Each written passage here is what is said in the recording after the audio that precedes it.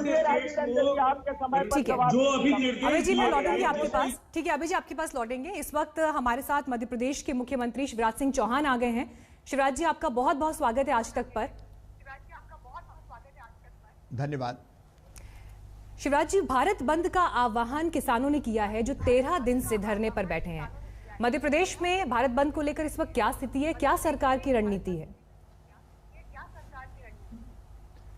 एक तो मैं सभी किसान भाइयों से ये अनुरोध करना चाहूँगा कि जब बातचीत के दरवाजे खुले हैं, सरकार हर शंका के समाधान के लिए तैयार है। अगर ऐसा कहीं लगता है कि रास्ता निकालने की ज़रूरत है तो उससे कोई इनकार नहीं है। तब भारत बंद का औचित्य नहीं है। और इस भारत बंद की आड़ में कुछ राजनीतिक दल अपनी रोटियां सेकने में लग गए हैं और इसलिए भारत बंद का कोई औचित्य नहीं जब वार्ता के द्वार खुले हैं। खुले मन से सरकार बात कर रही है। जहाँ तक मध्य प्रदेश का सवाल है, मध्य प्रदेश में किसान तीनों किसान कानूनों के पक्ष में हैं, क्योंकि वो जानते हैं कि ये बड़े दूरगामी फैसले हैं। हमारे प्रधानमंत्री नरेंद्र मोदी जी, उन्हें शॉर्ट टर्म प्लानिंग भी की है किसानों की आय बढ़ाने के लिए और लॉन्ग टर्म प्लानिंग भी की है। और ये सुधार वही है जिसकी वकालत लंबे समय से, जब यूपीए की सरकार थी, प्रधानमंत्री श्रीमान मनमोहन सिंह जी करते थे। शरद पवार जी ने तो मुझे चिट्ठी लिखी है, चिट्ठी मेरे पास रखी है, डियर शिवराज सिंह जी, और इस चिट्ठी में उन्होंने वकालत की है। मैं केवल 2 पंक्तियां उसकी पढ़ना चाहता हूं, जो आग्रहपूर्वक शरद पवार जी ने मुझे कही थी। There is a need to amend the present APMC act on the lines of the model APMC act 2003 in order to encourage private sector investment in marketing, infrastructure and providing alternate competing marketing channels in the overall interest of the farmers, consumers and agricultural trade। अब ये शरद पवार जी की चिट्ठी है। UPA की chairperson थी सोनिया गांधी जी, श्रीमती सोनिया गांधी जी। प्रधानमंत्री जी थे श्रीमान मनमोहन सिंह जी, जो वकालत करते थे कि कृषि कानूनों में यह सुधार होना चाहिए। आज मैं सीधा सवाल सोनिया गांधी जी से करना चाहता हूं, उनको जवाब देना पड़ेगा। आप वकालत करती थी और ये जो मॉडल एपीएमसी एक्ट है उसमें क्या था? ये 4 चीजें प्रमुख थी। नंबर 1, किसान को केवल मंडी से बांध के ना रखा जाए, वो मंडी के बाहर भी, मंडी का विकल्प है, लेकिन मंडी के बाहर भी वो जहां ठीक दाम मिले किसान अपने घर पर बेच दे, अपने खेत से बेच दे अगर ठीक रेट उसको मिलते हैं, किसी फूड प्रोसेसर को बेच दे, किसी एक्सपोर्टर को बेच दे, अगर कोई प्राइवेट मंडी बना के कहीं और खरीदता है वहां बेच दे। ये स्पष्ट प्रावधान था। ये प्रावधान भी था कि अगर बोनी के समय उसको उचित मूल्य मिलते हैं और कमिटमेंट किसी से हो जाता है तो कॉन्ट्रैक्ट फार्मिंग में वो जा सकते हैं और वो अपने बोते समय दाम तय कर सकते हैं। अगर कीमत बहुत ज़्यादा बढ़ गई तो उस कॉन्ट्रैक्ट से बाहर निकलने का अधिकार भी उनके पास है जी। और तीसरी चीज़ जो प्रमुख रूप से थी कि कितना व्यापारी खरीद सकता है, स्टॉक की लिमिट क्या हो, इस लिमिट पर कोई प्रतिबंध नहीं होना चाहिए, स्टॉक लिमिट तय नहीं होना चाहिए। अब जो चीज़ यूपीए के समय प्रधानमंत्री जी, सोनिया गांधी जी, शरद पवार जी सब के सब कह रहे थे, वही चीजें कही गई है। और इसके बाद एकदम यू टर्न कांग्रेस का। ये पाखंड नहीं है क्या? ये बेईमानी नहीं है क्या? ये धोखा नहीं है क्या? ये किसानों के नाम पर राजनीतिक रोटियां सेकने की कोशिश नहीं है क्या? ये वही कांग्रेस है जिसने मध्य प्रदेश की धरती पर, जिसके नेताओं ने किसानों को भड़काया था। और मुझे आज तक याद है, आज तक ने उस समय भी किसानों को भड़काते हुए आओ आग लगा दो, ये वीडियो दिखाए थे और मंदसौर जैसा कांड हुआ था। तो मेरी अपील है सभी किसान भाइयों से, बहनों से कि सरकार खुले मन से बात करने को तैयार है हर मुद्दे पर, हर शंका के समाधान के लिए, हर कठिनाइयों के हल के लिए। और इसलिए इस बंद का और इस तरह के आंदोलन का औचित्य नहीं है। ठीक है शिवराज जी, एक जो तस्वीर दिखाई देती है, अंतर जो दिखाई देता है, हम देख रहे हैं कि जो किसान धरने पर बैठे हैं पंजाब, हरियाणा, राजस्थान के भी हैं, उत्तर प्रदेश के कुछ किसान, उत्तराखंड के भी कुछ किसान वहां पहुंचे हैं। मध्य प्रदेश में ये जो विरोध है ये उतना मुखर नहीं दिखाई देता है। आप लोगों ने कैसे किसानों को समझाया है, या क्यों वो इस विरोध के स्वर में उतने मुखर नहीं दिखाई देते हैं? देखिए, प्रधानमंत्री नरेंद्र मोदी जी किसान हितैषी प्रधानमंत्री, उनसे बड़ा किसानों का हितैषी कोई नहीं है। अब मैं जब मुख्यमंत्री नहीं था, फसल बीमा योजना, प्रधानमंत्री फसल बीमा योजना, किसानों ने प्रीमियम दिया था। कांग्रेस की तत्कालीन सरकार ने अपने हिस्से का प्रीमियम राज्य का नहीं भरा था, इसलिए किसानों को फसल बीमा योजना की राशि नहीं मिल रही थी। मुख्यमंत्री बनते ही मैंने 2200 करोड़ रुपया प्रीमियम के जमा किए, किसानों के खाते में 3100 करोड़ रुपया गए। और उसके बाद जो रबी और खरीफ की दोनों की फसल थी 2019 की, उसके लिए 4688 करोड़ रुपया फिर फसल बीमा योजना की राशि हमने किसानों के खाते में डाली। कांग्रेस ने नहीं डाली थी, हमने फसल बीमा योजना की राशि किसानों के खाते में डाली। प्रधानमंत्री किसान सम्मान निधि की जो सूची थी, कांग्रेस ने वही अपडेट नहीं की। कांग्रेस का क्या जाता था, हिंग लगे ना फिटकरी, रंग चढ़े चोखा, केवल सूची भर देनी थी, सब किसानों की सूची नहीं दी। हमने सूची तैयार करके किसानों की प्रधानमंत्री जी को भेजी, सबके खाते में प्रधानमंत्री किसान सम्मान निधि के पैसे डल गए। हमने ये भी तय किया कि प्रधानमंत्री किसान सम्मान निधि के साथ मुख्यमंत्री किसान कल्याण निधि की राशि भी डालेंगे, वो पैसा किसानों के खाते में चला गया। हमने अगर किसान को फसलों को नुकसान हुआ बाढ़ के कारण, उसके राहत की राशि डालना हमने प्रारंभ कर दी। प्रधानमंत्री जी ने 1 लाख करोड़ रुपए का एग्रो इंफ्रा के लिए एक आत्मनिर्भर भारत जो योजना है उसके अंतर्गत प्रावधान किया। हमने उसके प्रोजेक्ट बना लिए, हमने एफपीओज बनाए, उनको आंदोलन का हम रूप दे रहे हैं। और जहां तक खरीदी का सवाल है, मैं तो कांग्रेस के नेताओं से सवाल करना चाहता हूं, और मैडम सोनिया गांधी बताए, जब यूपीए की सरकार थी एमएसपी पे खरीदी 2009 से 2014 के बीच केवल 2,06,000 करोड़ रुपए की हुई थी। एनडीए ने 14 से लेकर 19 मोदी जी के प्रधानमंत्री रहते हुए ये खरीदी की 4,95,000 करोड़ रुपए की। धान की मैं बात कर रहा हूं। अगर गेहूं की बात करें, यूपीए के समय 1,68,000 करोड़ रुपए की खरीदी हुई थी। प्रधानमंत्री मोदी जी के नेतृत्व में 2,97,000 करोड़ रुपए की हमने खरीदी की है। दलहन की अगर बात करें, यूपीए के समय केवल 645 करोड़ रुपए की खरीदी हुई थी, और प्रधानमंत्री जी के नेतृत्व में एनडीए की सरकार ने 49,000 करोड़ रुपए की खरीद की है। और तिलहन और कोपरा की बात करें तो यूपीए की सरकार ने केवल 2,460 करोड़ रुपए की खरीद की थी। एनडीए की सरकार ने 25,000 करोड़ रुपए की खरीदी की है। तुलनात्मक आंकड़े शिवराज जी आपने यहाँ पर करती थी जी, लेकिन हमने प्रभावी ढंग से न केवल एमएसपी पे खरीदी की, खरीदी आज भी जारी है। और मध्य प्रदेश में तो 1,29 लाख मीट्रिक टन से ज्यादा कोरोना काल में हमने गेहूं खरीदा। हमने संकल्प लिया था किसानों के गेहूं का एक एक दाना खरीदेंगे, हमने खरीदा। मध्य प्रदेश में किसान पूरी तरह से संतुष्ट है, और वो ये मानते हैं कि ये तीनों किसान कानून जो प्रधानमंत्री नरेंद्र मोदी जी की सरकार ने बनाए हैं वो किसानों के हित में है। ठीक है, आप तमाम आंकड़े यहाँ पर दे चुके हैं, आप कह रहे हैं किसानों के हित में, लेकिन उसके बावजूद किसान सड़क पर है। 13वां दिन आज है, भारत बंद बुला लिया गया है। क्या आप ये मानते हैं कि सरकार जिस अंदाज में और जिस तरह से ये कानून लेकर आई, उसने किसानों को तमाम आशंकाओं से भर दिया, और यही वजह है कि वो इस वक्त सड़क पर खड़ा है? सरकार संवाद की जो गुंजाइश करने के लिए तैयार है, वो हमारे किसान संवाद की जो गुंजाइश पार्लियामेंट में थी वो नहीं हो पाई।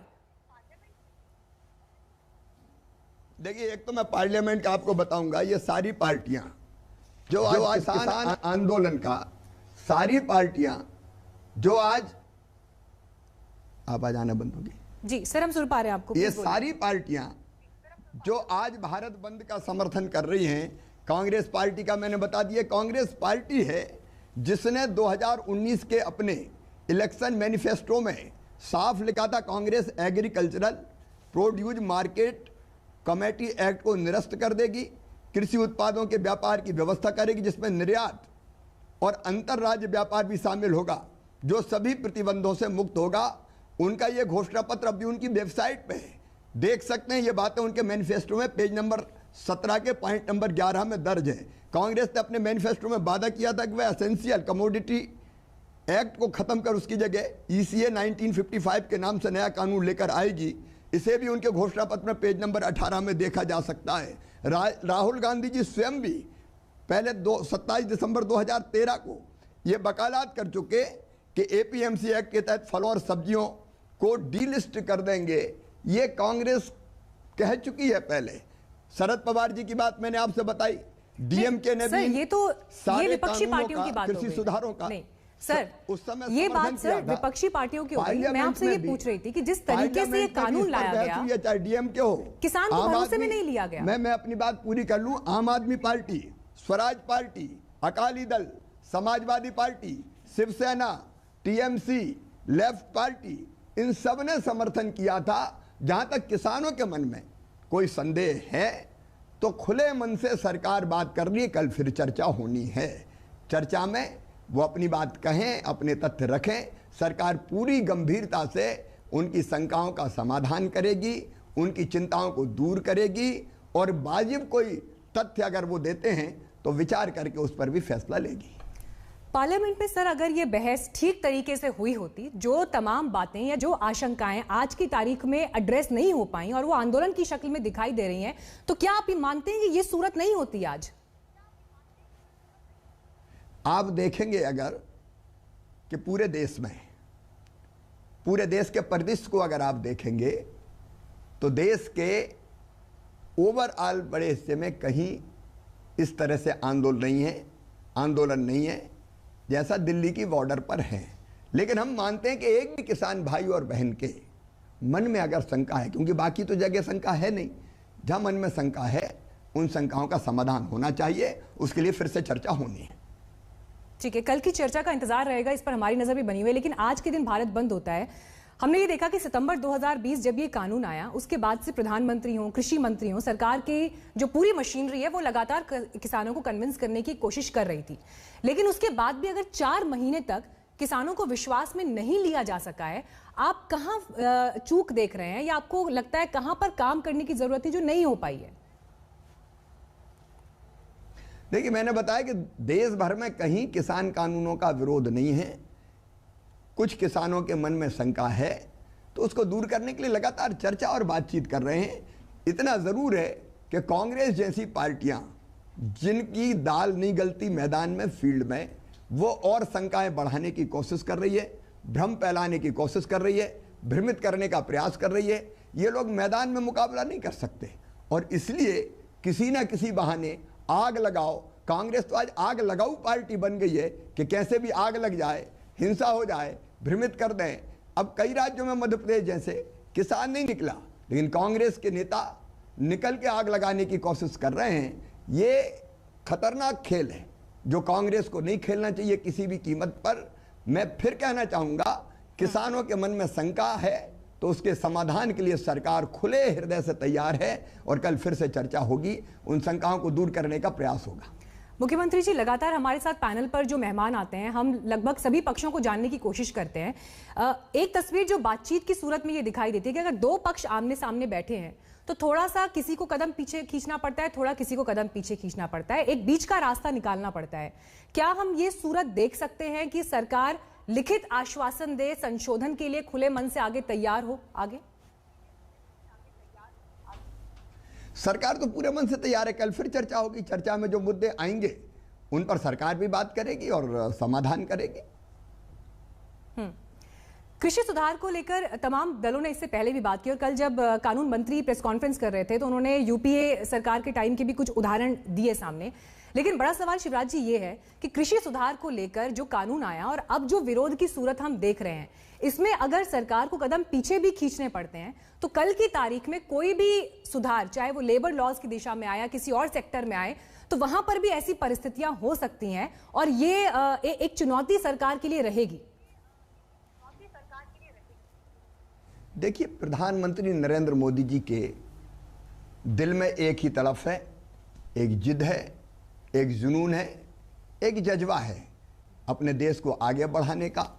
और उसके लिए कई सुधार जो वर्षों से बहुप्रतीक्षित थे, वो सुधार उन्होंने किए हैं। कृषि कानूनों में जो सुधार किए हैं वो 100% किसानों के हित में है। वैसे और भी सुधार किए हैं। उन्होंने कल भी ये कहा है कि पुराने कानून जो 100 साल पुराने हैं उसके आधार पर राष्ट्र का नव निर्माण नहीं हो सकता इसलिए बदलाव और परिवर्तन कई बार देश के हित में, जनता के हित में, किसानों के हित में जरूरी होते हैं और लगातार चर्चा करके हम संवाद करके उनके औचित्य को सिद्ध कर रहे हैं। प्रधानमंत्री जी देखिए एक ऐसे नेता हैं जो भारत को भगवान का वरदान है, और क्या उनका क्या स्वार्थ हो सकता है सिवाय इसके कि वैभवशाली, गौरवशाली, संपन्न, समृद्ध और शक्तिशाली राष्ट्र बने जिसमें किसान भी सुखी हो, गरीब भी सुखी हो, और वो सबकी चिंता कर रहे हैं। मैं एक तथ्य आपके सामने रखना चाहूँगा, एमएसपी किसी भी कीमत पर बंद नहीं होगी। हम एमएसपी के समर्थक हैं, मंडियाँ बंद नहीं होंगी, लेकिन मध्य प्रदेश में मैंने विश्लेषण किया एमएसपी पे कितने % किसान अपनी फसल को बेच पाते हैं। मध्य प्रदेश में 80 लाख किसान खातेदार हैं। हम एमएसपी पे खरीद करते हैं, एमएसपी पे बेचते हैं केवल 15 लाख के आसपास किसान, क्योंकि बाकी किसानों के घर इतनी पैदावार ही नहीं होती फसल की कि वो मंडी में जाके बेच सके। घर के खर्च में ही वो गेहूं या धान पैदा करते हैं, वो लग जाती है।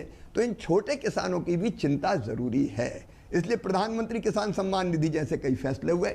हम बड़े किसानों की भी चिंता करेंगे, हम छोटे किसानों की भी चिंता करेंगे। वो किसान जो सक्षम नहीं अपनी आवाज उठाने में, उनकी चिंता भी करेंगे। ये जो कृषि सुधार है उनमें ऐसे किसानों का भी ध्यान रखा गया है, और खरीदी में भी अगर वो बाजार तक नहीं ला पाते, अगर वो मंडी तक नहीं आ पाते, इतना पैदा नहीं होता, तो उनको भी कुछ राशि मिल जाए खाद के लिए, बीज के लिए, बाकी खर्चों के लिए। इसलिए प्रधानमंत्री किसान सम्मान निधि, मुख्यमंत्री कल्याण निधि जैसी योजनाएं हमने बनाई है, भावांतर भुगतान जैसी योजनाएं भी हमने बनाई थी मध्य प्रदेश की सरकार ने। तो देखिए सब किसानों का ध्यान रखना जरूरी है, जिसमें छोटे किसान जो अपनी आवाज बुलंद नहीं कर पाते, मझौले किसान, बड़े किसान, सब हमारे लिए समान है, लेकिन सबके हितों का ध्यान रखना, ये काम अगर किसी ने किया है तो प्रधानमंत्री श्रीमान नरेंद्र मोदी जी ने किया है। और मैं फिर कह रहा हूं, हर शंका के समाधान के लिए, हर समस्याएं सुन के उसके समाधान के लिए सरकार पूरी तरह से तैयार है। किसानों की सरकार है, किसानों के लिए है, किसानों से खुले दिल से कल फिर बात करेगी। शिवराज जी, जब अटल बिहारी वाजपेयी जी प्रधानमंत्री थे उस समय 98 में एक समय ऐसा भी आया जब कृषि मंत्रालय उन्होंने अपने पास रखा था। क्या आपको लगता है कि आज जो एक विश्वास की कमी दिखाई दे रही है, क्योंकि किसान सरकार पर भरोसा नहीं कर पा रहे हैं, यही वजह शायद वो बैठे हैं, अगर प्रधानमंत्री इसी तरह से एक बड़ी पिक्चर के तौर पर किसानों के सामने हो, फ्रंट से वो लीड कर रहे हो, या जैसे कृषि मंत्रालय, या कम से कम इस आंदोलन को हैंडल करने में वो प्रमुखता से अगर आगे दिखाई दें, तो शायद ये भरोसे को जीतने की दिशा में एक अहम कदम हो सकता है। देखिए, सरकार के मुखिया प्रधानमंत्री जी हैं, और मंत्री भी जो हमारे बात कर रहे हैं, माननीय कृषि मंत्री नरेंद्र सिंह तोमर जी, बाकी साथी, तो प्रधानमंत्री जी से चर्चा करके बातचीत करते हैं। सरकार सब पक्षों की बात करती है, और प्रधानमंत्री जी आज भी संजीदा है, सरकार संजीदा है रास्ता निकालने के लिए, चर्चा करने के लिए। जो चर्चा होती है वो माननीय प्रधानमंत्री जी की तरफ से ही होती है। ठीक है, इस वक्त एक गंभीर आरोप आम आदमी पार्टी की तरफ से लग रहा है, जो इस वक्त हम दिखा भी रहे हैं, जिसमें वो ये आरोप लगा रहे हैं कि दिल्ली के मुख्यमंत्री अरविंद केजरीवाल को बीजेपी की मदद से नजरबंद किया गया है। आपकी इस पर प्रतिक्रिया? केजरीवाल जी तो बिना पैंदी के लोटे हैं, एक दिन कुछ कहते हैं, दूसरे दिन कुछ कहते हैं।